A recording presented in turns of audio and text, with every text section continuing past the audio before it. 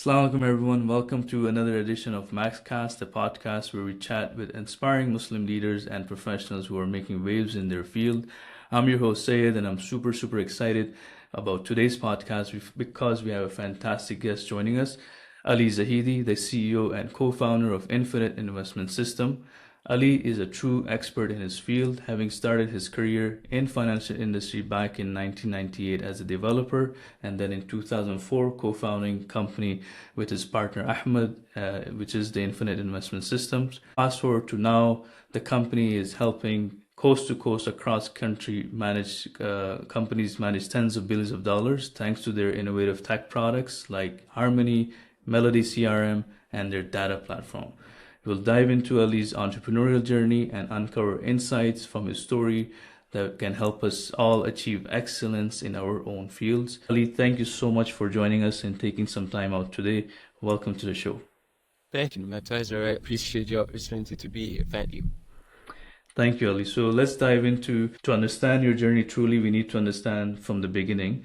So can you tell us a bit about your childhood and early life, and what were some experiences or influences growing up that shaped you who you are today, especially, set you in the path of becoming an entrepreneur? Yeah, of course. I was born in Iran, Tehran, in 1981.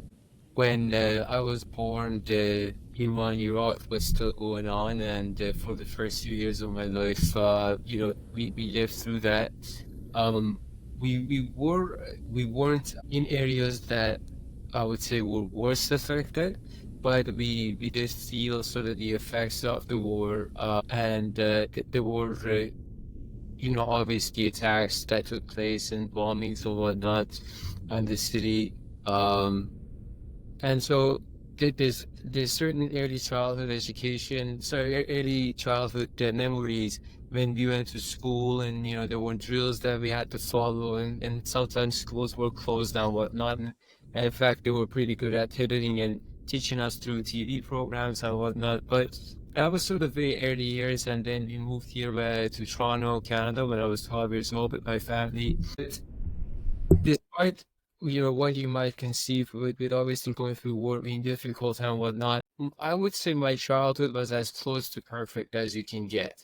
I was very fortunate to have amazing parents, a great family around me, great grandparents, even great grandparents, siblings, cousins. Like the family was amazing. I think my parents were exceptional at how they handled the war situation, because we never felt it. Me and my sister, we never felt it. I have a younger brother who's much younger than me, but he was born kind of at the end, or maybe even after.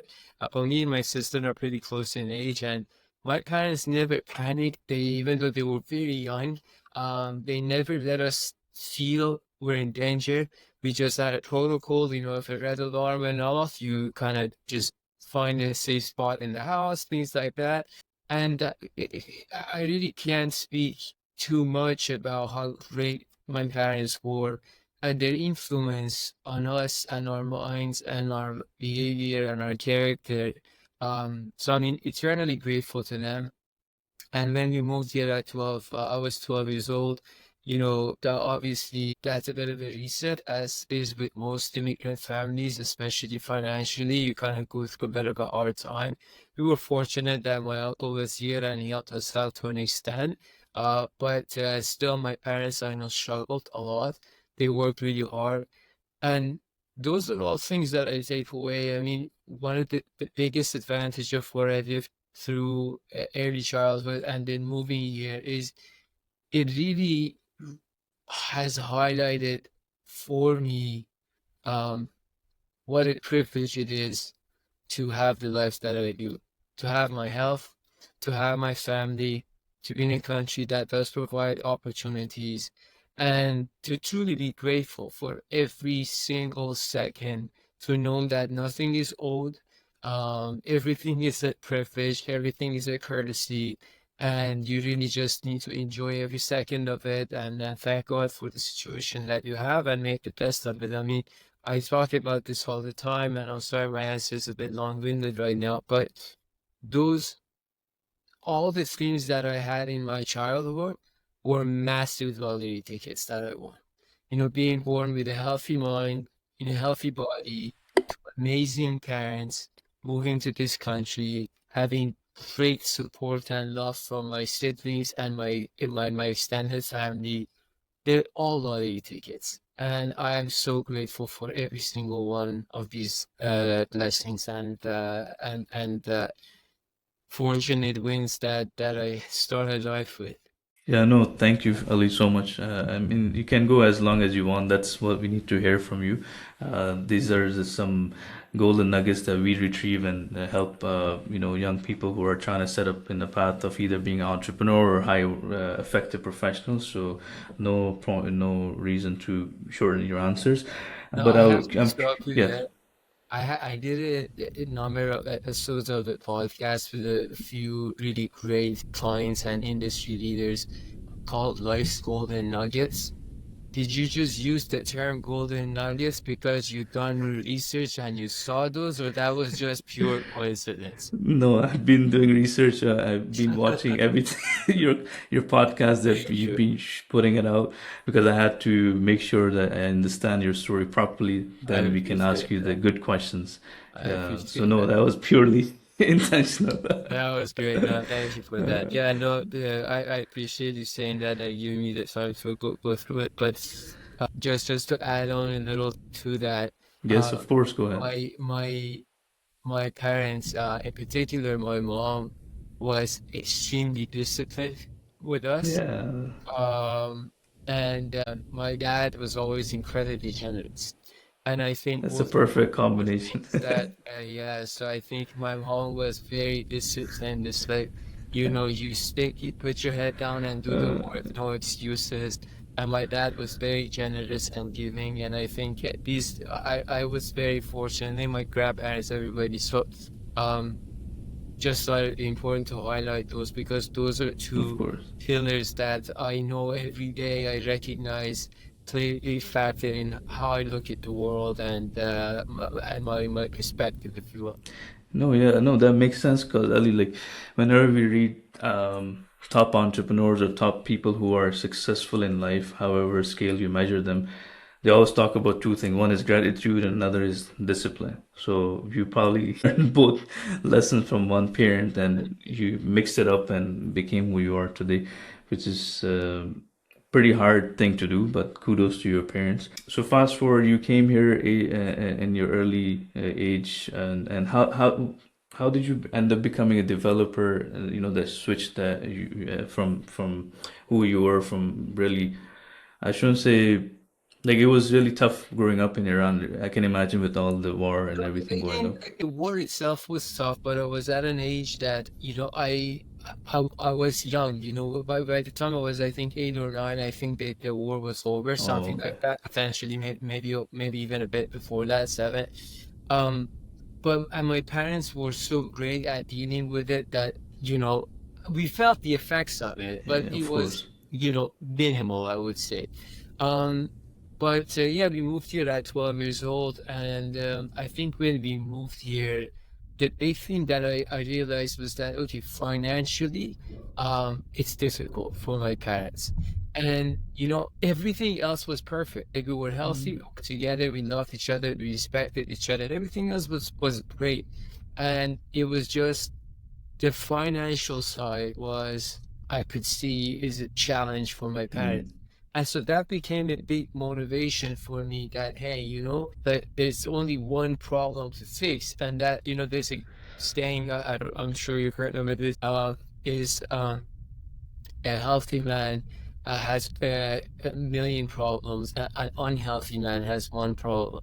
And so, fortunately, we were healthy, and all the million problems that we had were going to get solved through making some money. So that became a big piece to me when we moved here. Where, like, I need to make money. I need to have some financial success. And so, the way my mind was, and I suppose it's a lot like, again, my mom's a lot like this. It's very practical. And so I wanted to work. I really just wanted to work. So when I was about 15 or so, I started working at Swiss Chalet washing dishes. And that was my first job. And right, if a couple years into that, my business partner was my cousin, who was working as a programmer and co-founded a small company in the industry. He was trying to get little small business going, and they were moving offices one weekend, and I just went to help him out, and ended up looking at, oh, you guys are writing code here, building a system. I couldn't really, understand a whole lot of what's going on. But then anytime I couldn't go to Swiss Chalet because I couldn't get a ride to go get a shift, I would go to my cousin's office with him to see if I can learn something there. And I was probably at the time 17 or so. And then slowly was time to make a decision around going to university. When I was going to high school year, he still had year 13. Oh, So high school was 5 years, wasn't 4 years. So we went to university just a bit later. And so I had to make a decision what to study in university. And I thought, well, I wanted this office with my cousin and trying to write code, and I was trying to learn how to write code. Well, why don't I go to school for software engineering because it's practical, and I thought that I already know how to program anyway, so it's going to be easy. I was way off. I got my ass handed to me. It was not easy at all. But that's how I made the decision to go to U of T, University of Toronto, and start doing software engineering. And then from there, after a few years of working with my cousin, we decided due to a number of reasons that we were going to leave the company that he was at, and we were going to do our own thing. We actually had a couple of other adventures before we started Infinite.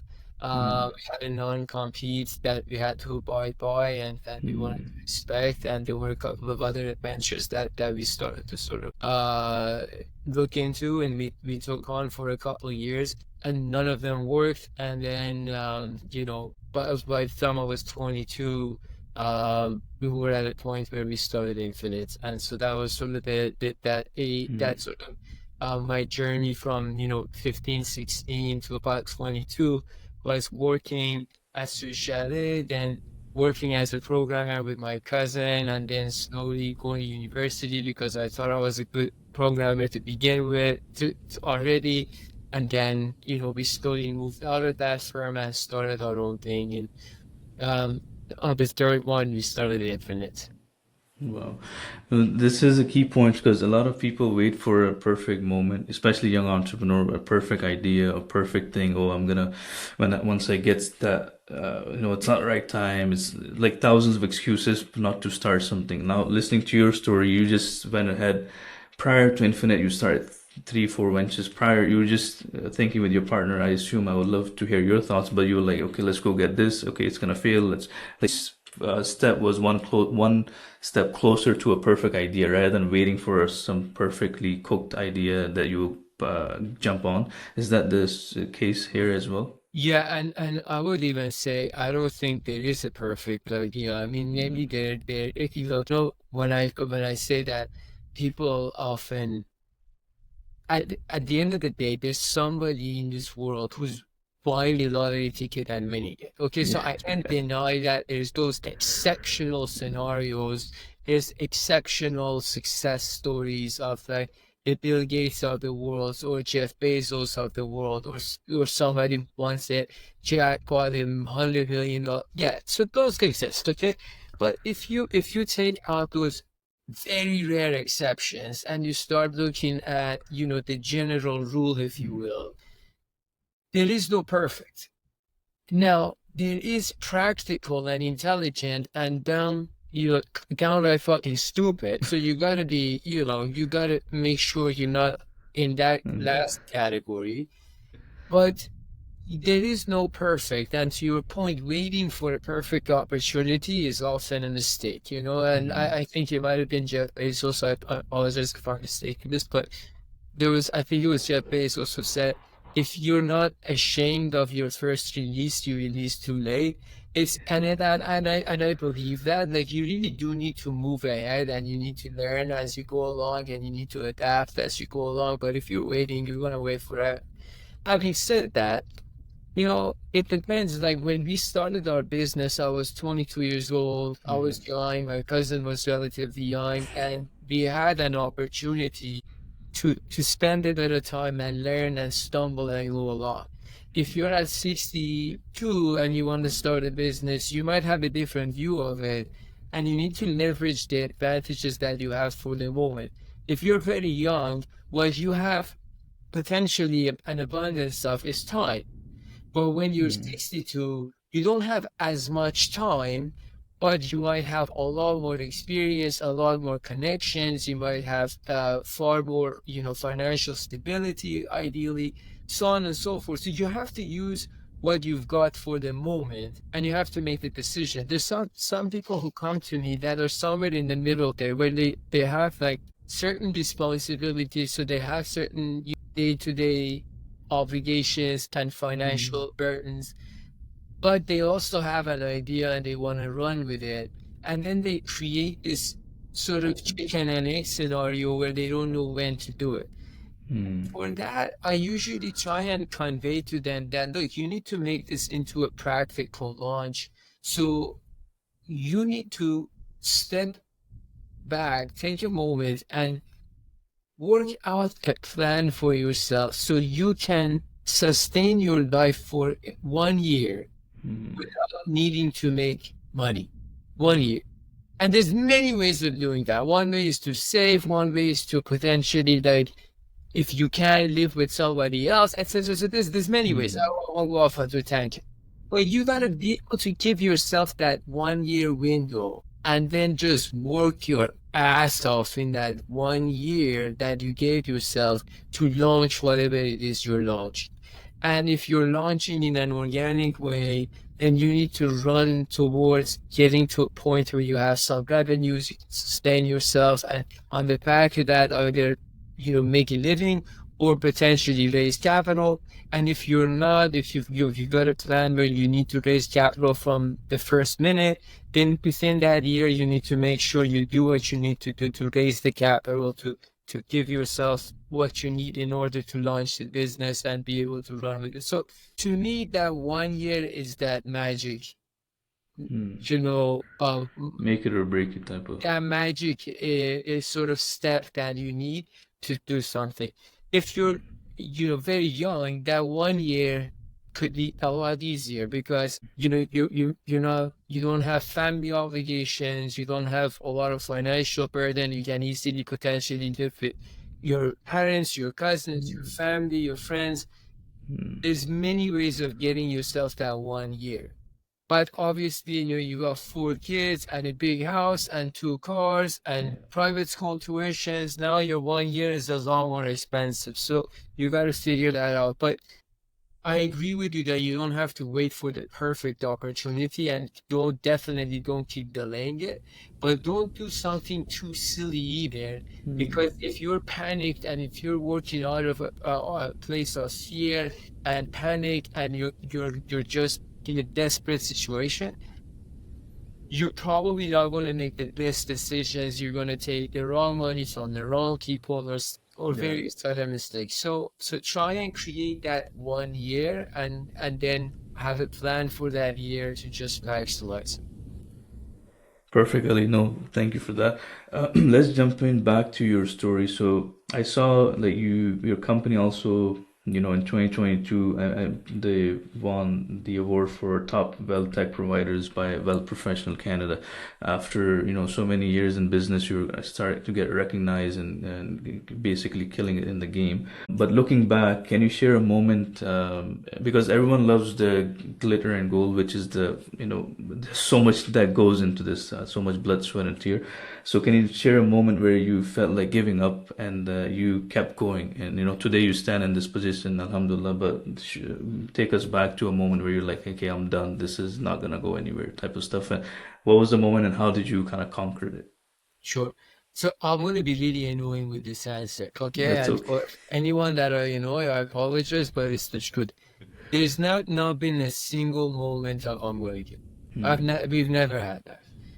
And I think more than anything else, it's because I'm so fucking grateful for this, man. Like, anytime I think about how difficult my day is, All I need to do is look around the world That's true. and I'll find 150 examples in 1 second That's so true. of people who would give anything to have my worst fucking day as their best. You know what I mean? Like, Yeah, that's so true. if, like, my man, like, all of this is such a privilege, and I know that comes annoying to some people. I really don't give a shit because that's the truth. Yeah, no. There's not been a time. Look, we get our ass handed to us. We were just working on an acquisition. 18 months we put on this. And in an insane amount of money. Amount of money that if you told me 20 years ago, you're just going to put money on this thing and then just going to go to shit, right? Like, it's unimaginable. Time, effort, resources, stories, narratives fire all across the street. That's when you put money in lawyers, accountants, advisors, etc., etc. Dozens of people involved on all sides. And it didn't happen. So fucking what, man? At least you're here, you get to play, you know what I mean? Like, yeah, look, don't get me wrong. You have moments be like, ah, damn, I got my ass handed to me. Like, oh, shit, it sucks, right?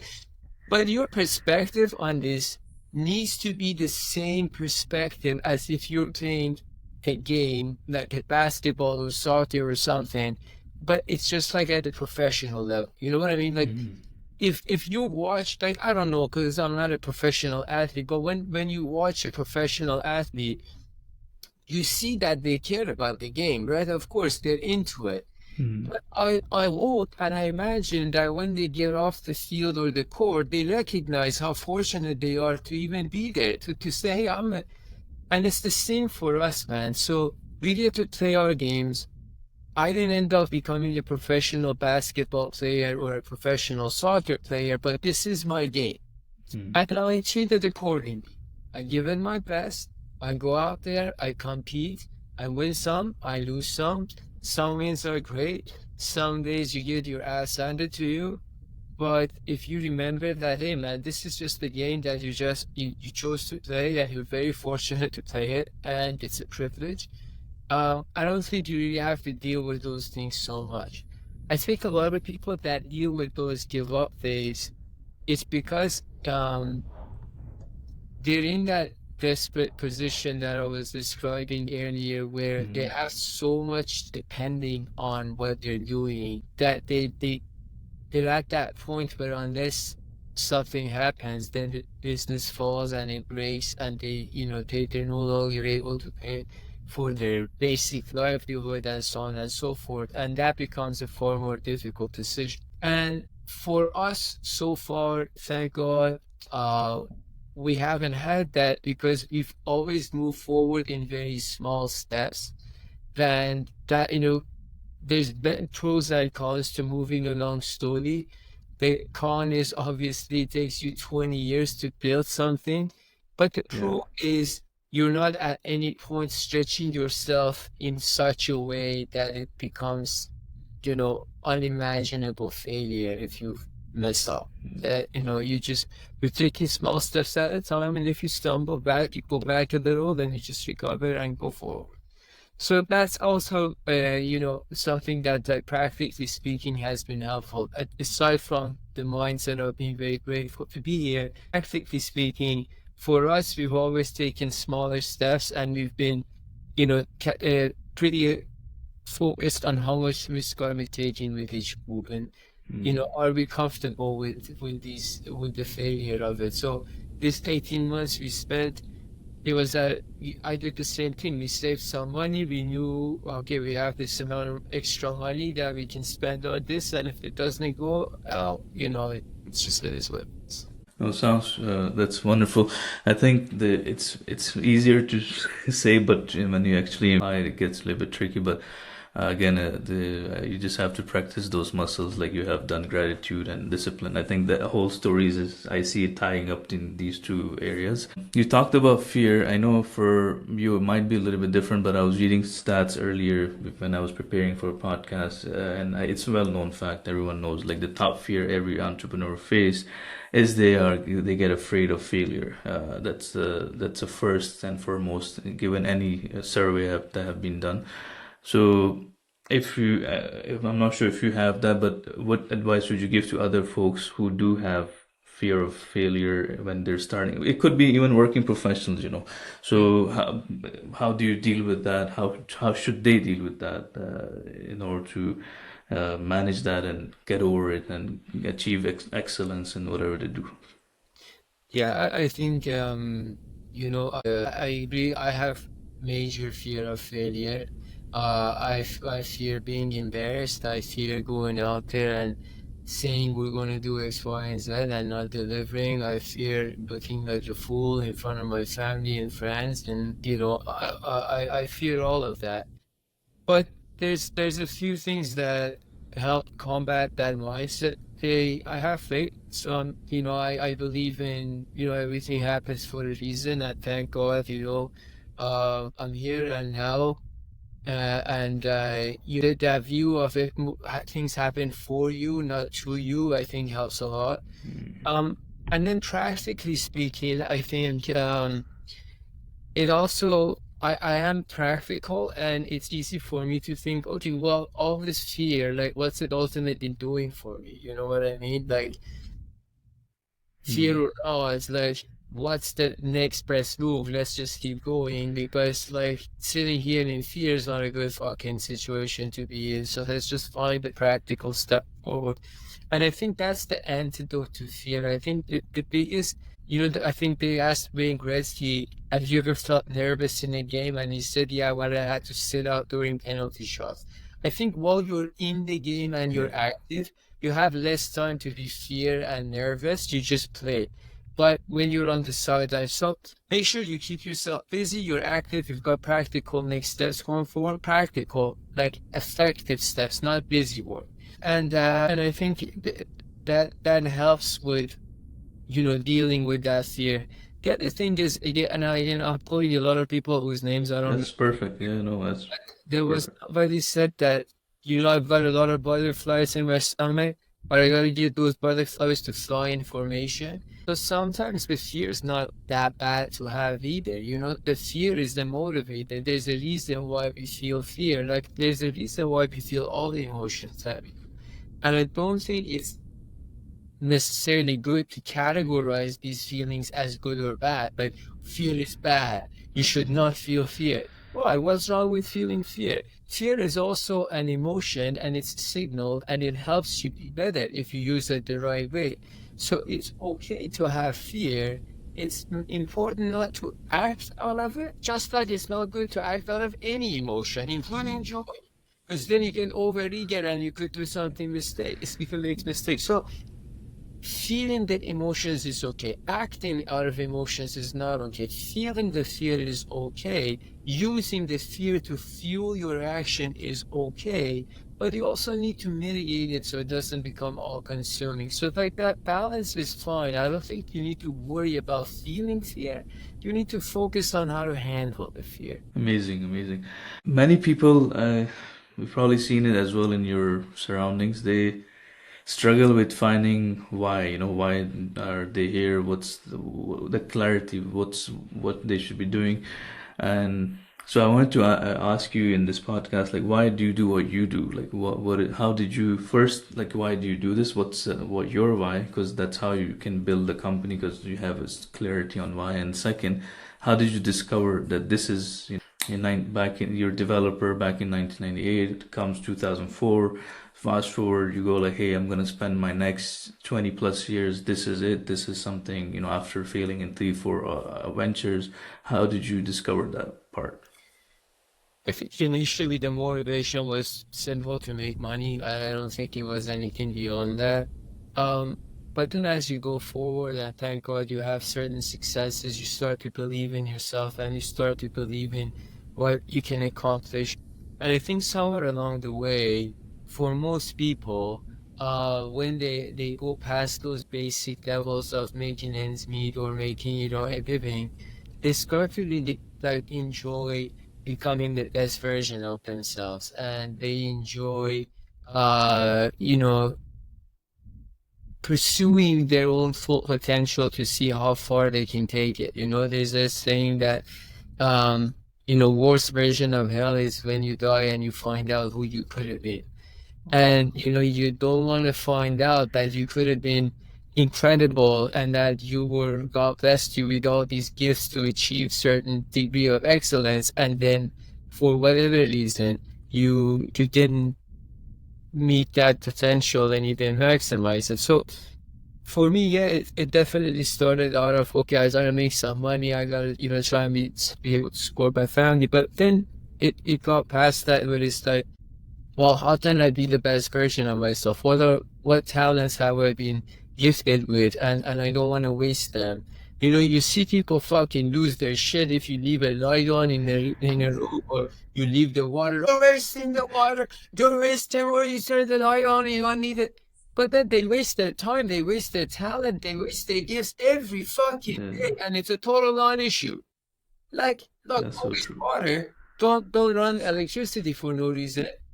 But how are you wasting your time and your life and your talents so easily? And also, it's like the coolest thing you could do. Like, what else are you doing that's more fun? Let's face it. Like, what Mm. other people do that's so much fucking fun? That's more fun than finding out who you are and pushing yourself and challenging yourself and becoming better and being able to look back on yourself 10 years ago and think, holy shit, how fucking wrong was I? Like, it's great.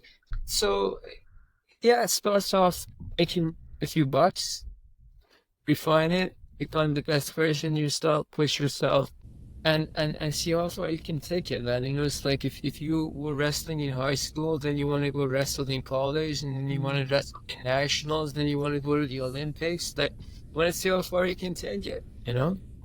No, that makes sense. Let's take you back when you were 22, right? A lot of folks, when they're young, especially they're starting a business, and personally speaking, I probably started my own at a similar age.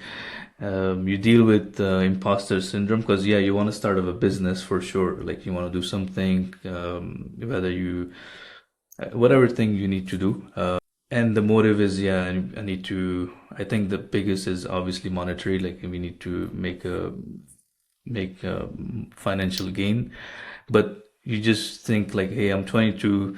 If I start this company, there are people who are 10 times older than me who are working in this field already. They have the market, they are already doing something great. How can I beat them? This type of imposter syndrome, how do you get over that and you just keep going, get to be with the big dogs at that age? Obviously now it's easier, or it's an ongoing journey, I assume, but at that age, if you go back to 22 years old, Ali sitting in, but how would you mentally frame this war chest that you are laying down?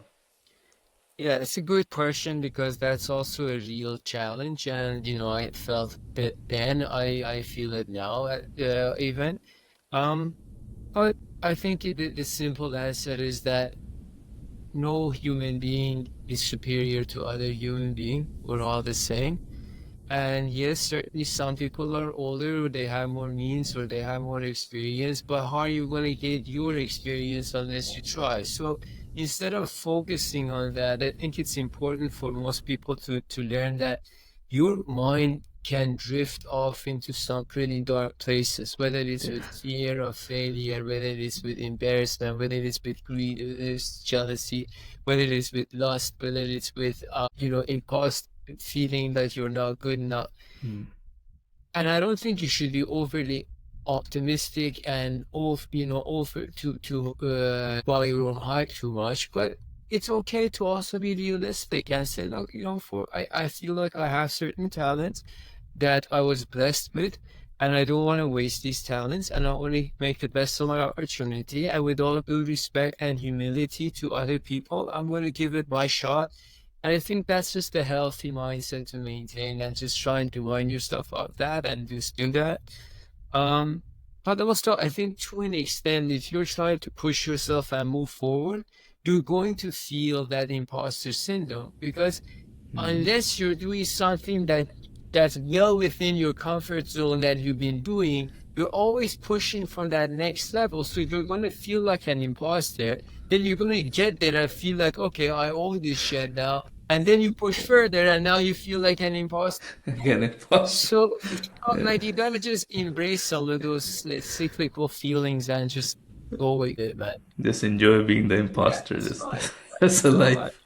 So, That's a good one. Max has been helping community achieve excellence throughout. Like that's the name of the game. You come to a lot of our events, CEO panel being one of them, and we have seen very good traction in terms of people who come to our events, whether it be winning scholarships or benefiting from the programs that we have laid out. But people tuning into this podcast after, when we share on our socials, what would you say the qualities are essential for them to achieve excel in their profession, whatever they're trying to do? If they want to excel and be the best, what's your piece of advice for that?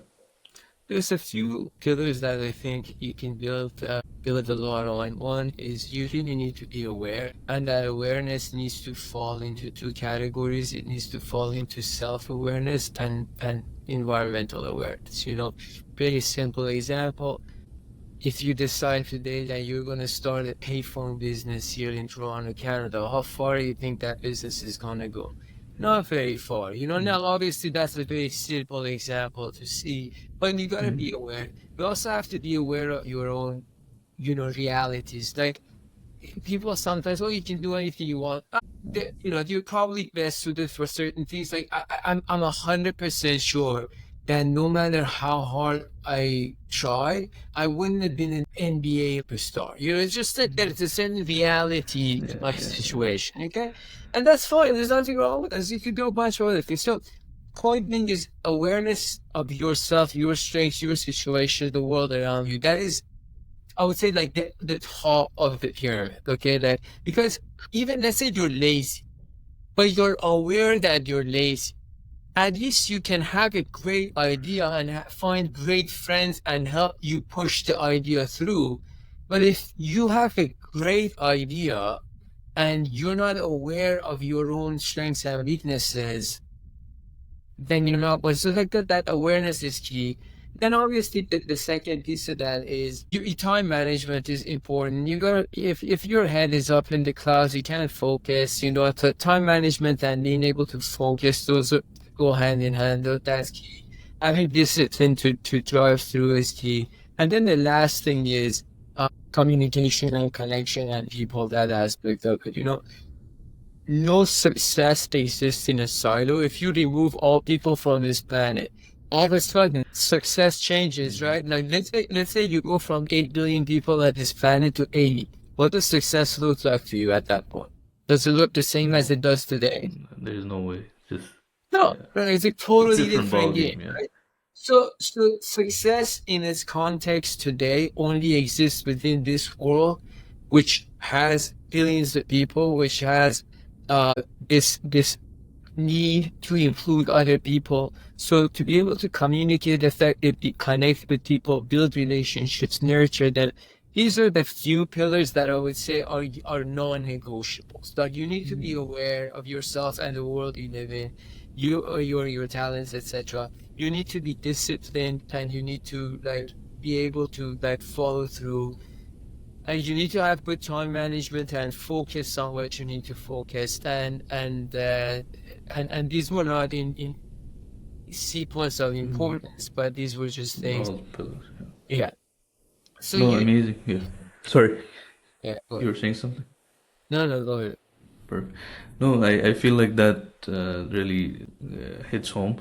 In terms of, I know, as I mentioned, you've been coming out to Maxim events tremendously. Thank you for your time to those, and also agreeing to this podcast.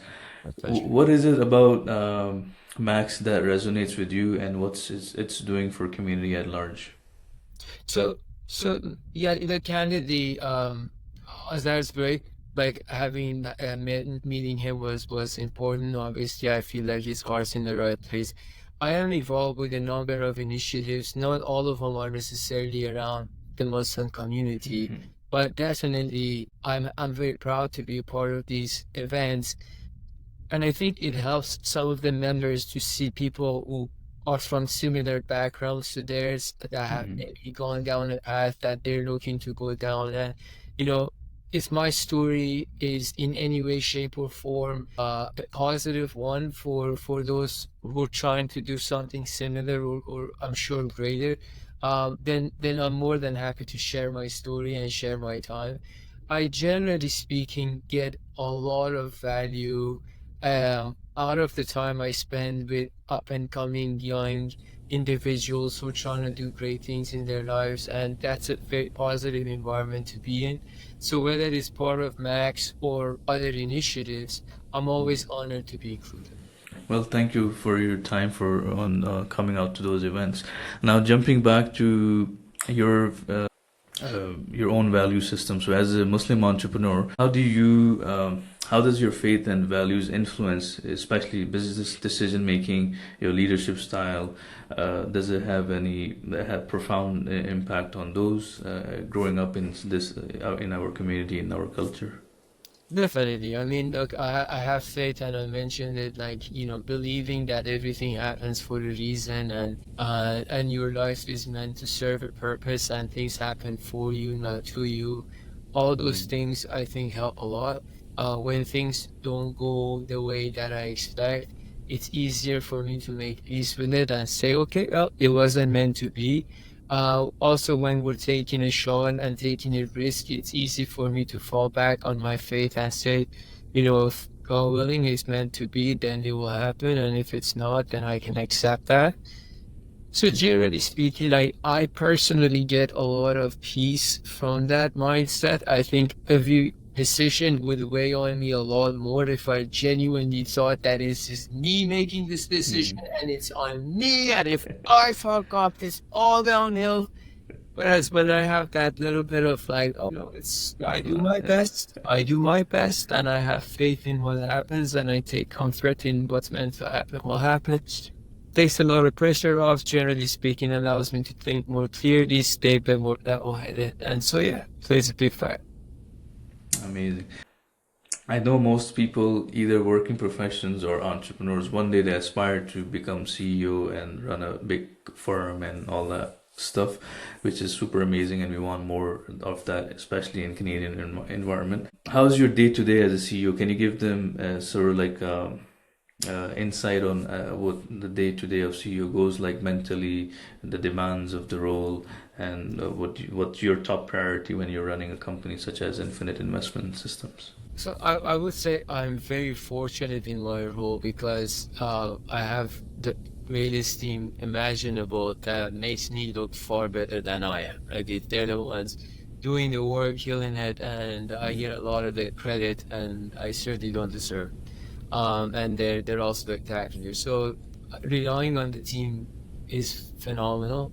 And then the other, so in terms of what I do, my objective is very straightforward: the growth of this business. There's a number of levers you're able to pull on to grow your business. So first of all is organic. So bringing in great talent into your business, adding to your products, your services, getting out to the world. That is, a big part. The second piece of partnerships, firms that you can work with, institutions that you can leverage to get your message out there, increase your footprint, provide more value to your clients. And the third is looking at strategic acquisitions and things of that nature. So those are the three pillars. I have ongoing meetings with our internal leaders who are overlooking the organic growth of this business and also the day-to-day operation of it. So that's a portion of my time. Make sure, hey, this, again, our leaders don't really need me so much, but we talk all the time, make sure we're all on the same page, we're pushing forward. If there's anything I can do, we do it. And fortunately, on the organic side, we're moving forward very strong. Looking at the partnership, same thing. We have individuals internally who deal with that, but I'm a big part of that in deciding, okay, let's look at these products, these services, these companies that we can partner with and promote and co-brand and all that kind of stuff. That's something that we started doing in the more recent months. And then finally the acquisitions, as I mentioned, again, I work with our teams internally, but we make decisions, and that's what I'm most involved with. I personally am pretty deep into analyzing the companies, what the roadmap's going to look like, the business case, dealing with potential investors, so on and so forth. So my days are these days. My days are pretty packed with meetings. I have a great colleague, my assistant Kimberly, that works with me, and I think She's been helping us tremendously, so booking me into meetings, and my days are generally very, very packed. And I start off usually with a breakfast meeting at 7:30, and I have meetings scheduled through the day. Most days I have lunch meetings as well that I meet with prospect clients, vendors, partners, industry people. And usually around 5:36, my meetings end, and then I'm usually in the office till 7:30 or 8, and that's when I either catch up with emails from the day, if I'm working on presentations or I have to read or write, I usually do that. And then 8 or so, I go home. My fiance Samantha and I will have a bite. Poor girl has to for me to eat far later than she was. I will eat, and then we go for we both go to the gym at the same time. But she does her thing, I do mine. We work out. We'll try and maybe get in the sauna or something after, and then go to sleep around 12:30. Wake up at 6:37 and repeat. So that's usually the day. wow.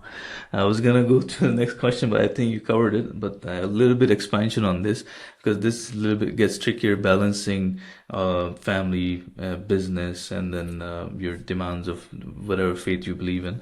So how I think you touched on it a little bit, but if you can expand a little bit more on it, what's advice you can give aspiring entrepreneurs or working professionals who how should they be 100% on each, or at least balance them out properly, their commitments to whatever thing they're doing as a CEO? How do you manage that? I feel that, at least in my experience, this is generally the most difficult piece of the puzzle. First of all, balance means different things to different Yeah, people. that's true. Yeah. And your job and your business, your career has different demands. Some people need to travel a lot. Some people have events at night. Some people have various other challenges that makes it difficult.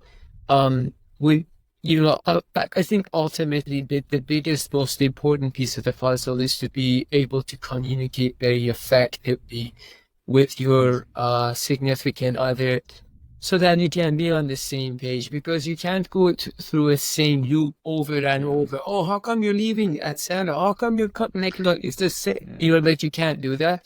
Because look, everybody's situation is different. If you've got children, you have young children, particularly various other situations change it. But I think the most important piece of the puzzle is to be able to communicate and hopefully have a partner who's understanding of the situation.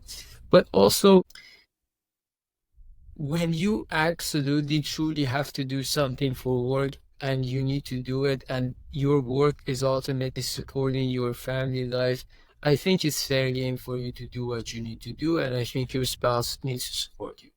But if you truly in good faith are not doing that, then that's bullshit.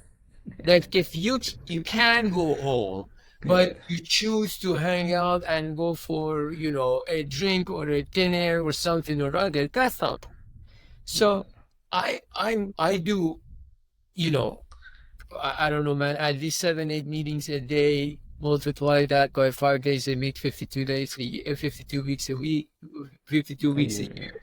Yeah, I do a lot of meetings.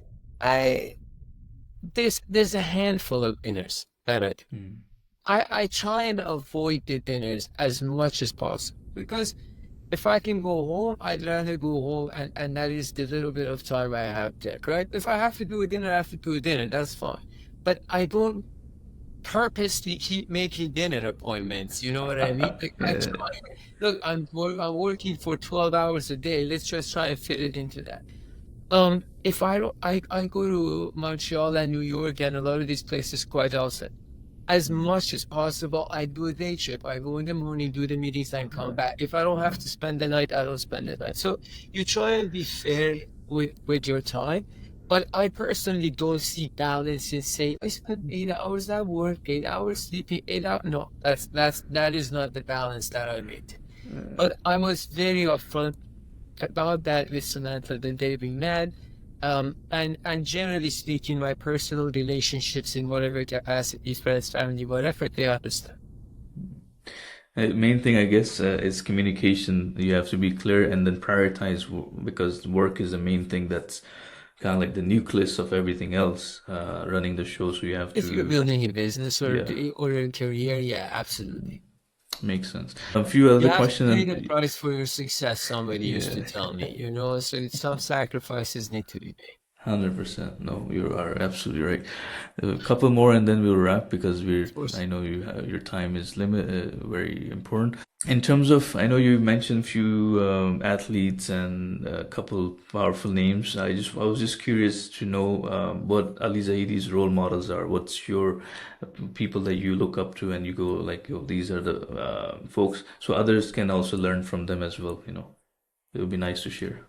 That's a very good question. There's a lot of people that I think I can look up to. Generally speaking, I think yeah, making money is important, but seeing people who've done it with dignity and respect are the ones that I'm most drawn to.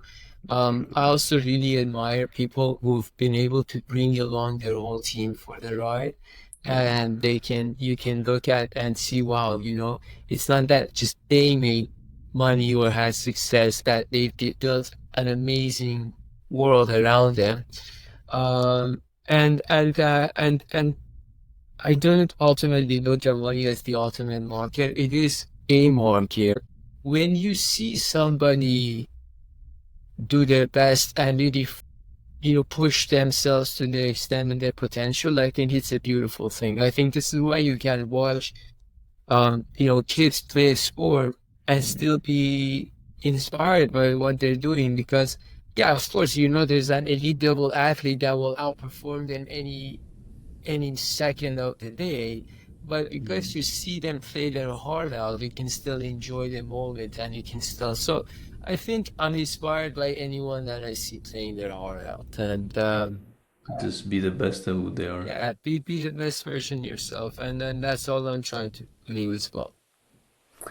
Perfect. And what advice would you give to someone who's, at this stage listening and they're lost or unsure what to do, kind of like in their journey. They have the grit, they have the discipline, they have all the principle that you have mentioned, but they just don't know, sometimes you're just in a dark place. How do you deal with that? How do you, compass? What things would you do to kind of like get out of it in that phase So start or with maze? okay, start with stop reading shit. You already know enough. Like there's a fucking overindulgence in information and motivation and read this and read that. Fuck social media, all that shit. Everybody's looking. If you go by what you see online, everyone's making $1 billion by the time they're 28 years old. You know what I mean? Hey, what do you do for a living to make $20 billion? Like fuck off. Let's stop that shit. Um, That's so true. look at what you want your life to look like first. Okay, so start with that. And that's an important question to ask because not everybody wants to have $50 billion. Some people just Yes. want to make a certain amount of money. They want to have a family. They want to travel with their family. People want to live in a city. Some people want to live in a rural area. See what you want your life to look like. Start with that.